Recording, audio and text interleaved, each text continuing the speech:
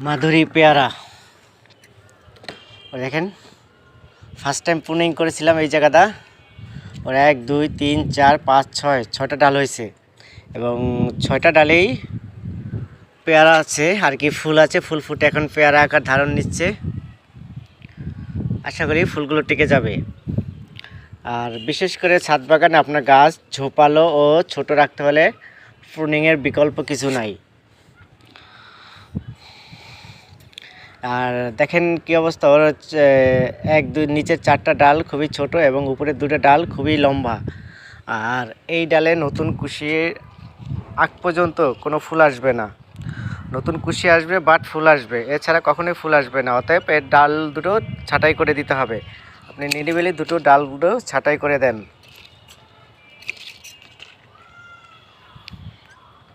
এখন এখান থেকে নতুন কুশি ছাড়বে এবং নতুন ডাল হবে, নতুন করে আবার ফল হবে। ঠিক এভাবে আপনি প্রত্যেকটা ডালেই ছাঁটাই করে দেন।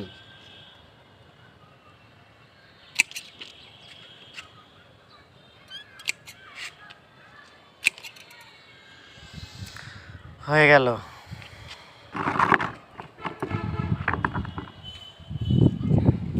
এই ডালটা কয়টা ফুল আসছে দেখেন, 1 2 3 4 ও একটা 5, এই গুটি বেঁধে গেছে। দেখা যাক কি হয়। আর গোড়াটার অবস্থা দেখেন, উপরে কি পরিমাণ ঘাস হচ্ছে, কিন্তু এটা ভিতরে আবার একটা মালচিং আছে, মালচিংয়ের সাইড দিয়েও ঘাস হচ্ছে।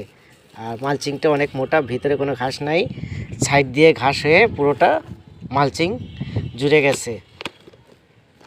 দেখছেন, এই যে এত ইসের পরও তারপরও ঘাস হয়। আর এই গাছটা অনেক ডেঞ্জারাস, এটা সহজে ছুটানো যায় না, শেষ করা যায় না মূলত।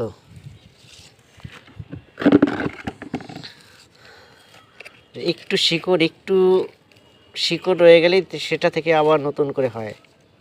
এটা বড় বিরক্তিকর ঘাস একটা।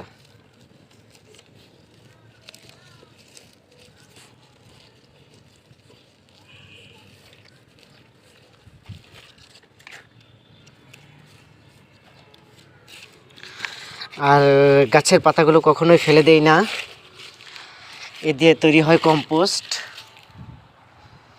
আর ঘাসগুলো ফেলে দেই, পাতাগুলো রেখে দেই ড্রামে, কম্পোস্টের জন্য তৈরি হচ্ছে। কমলা দারুণ ফলন হয়েছে, কমলার প্রত্যেকটা